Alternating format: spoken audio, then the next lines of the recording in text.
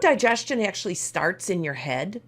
It starts with those thought processes about the food you're going to eat, starts about the food choices you're going to make, and it starts about the creation of saliva that actually begins that digestive process even before the food arrives. When the food touches your taste buds, you taste certain flavors, and that will actually activate different parts of your digestive system.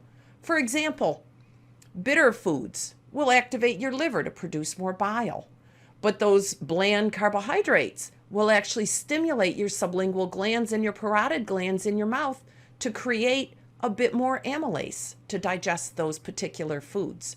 Let's take a look at how that actually looks on the model so you know where those glands are, because sometimes when those glands become sore, it's a big red flag to us that we need a little bit of help digesting a particular food category. So first of all, we have the parotid gland. These are the ones on the side of your face. They're primarily responsible for creating amylase.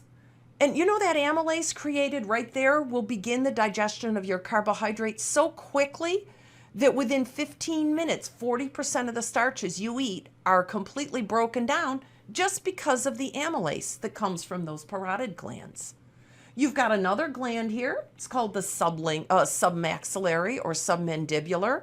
That one secretes a little bit of a bit of protease that will actually help you to break down the proteins in your diet, whether they're animal or vegetable.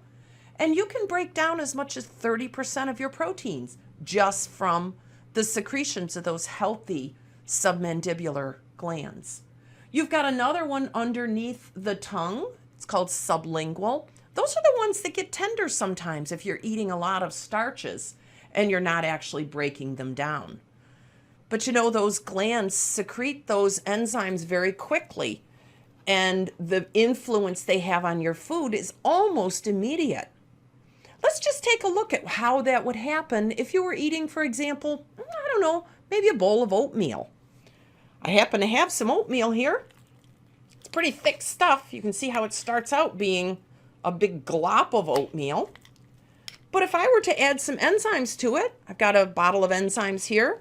I'm just going to go ahead, I've opened up a couple capsules. I'm going to go ahead and dump that amylase into the oatmeal and give it a little stir, and let's see if we can notice any difference in what happens to that oatmeal immediately. I don't know if you can hear it or not, but you know what? It already sounds wetter. I'm already able to stir it better. Whoops. It's always such a mess to do this experiment. See what's happening? Already. We're getting it more liquid. We'll check back on that in a few minutes, but you can certainly see that amylase is already digesting that oatmeal into a much more liquid state. Same thing happens in your digestive tract. Do you know it's only a matter of minutes before the foods that you're consuming will take on a different shape? They'll take on a different consistency, and they'll begin to actually break down. Now, sadly, not all foods that we consume actually have enzymes in them. There's a lot being done to our food supplies today that will change the amount of enzymes we have. They might be irradiated. The foods might be genetically modified. But probably even if you have an organic diet and everything is fresh and organic and going farm to table, it may go by way of your stove. And if the food is heated in any way, it's going to change the ability for those enzymes to function.